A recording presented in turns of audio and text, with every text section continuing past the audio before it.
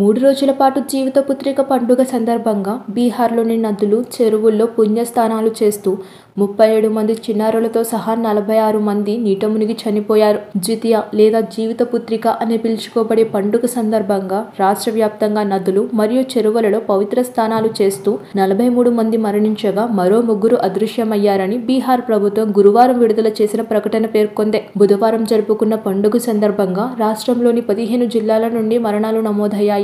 జీవిత పుత్రిక పండుగ సందర్భంగా మహిళలు తమ పిల్లల క్షేమం కోసం ఉపవాస దీక్షలు చేస్తారు. 3 రోజుల పండుగ నహై ఖాయ్తో ప్రారంభమవుతుంది ఈ ఆచార పర్వం. ఈ సందర్భంగా భక్తులు నదులు మరియు చెరువులలో పవిత్ర స్నానాలు చేస్తారు.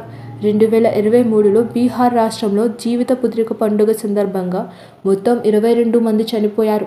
అయినా సరే బీహార్ ప్రభుత్వం ఎటువంటి నియమ కుశలతలు పర్యవేక్షించకుండా పండుగ పర్వం గాలికి వదిలేసినట్టు తెలుస్తోంది. ఈ ఏడాది కూడా 46 మంది నీట మునిగి చనిపోగా బీహార్ ముఖ్యమంత్రి నితీష్ కుమార్ ఈ ఘటనపై విచారం వ్యక్తం చేసి మృతుల తదుపరి బంధువులకు 4 లక్షల రూపాయల ఎక్స్గ్రేషియా ప్రకటించి ఆచార వ్యవహారాల్లో వేలు పెట్టినట్లు చేతులు దులుపుకున్నారు.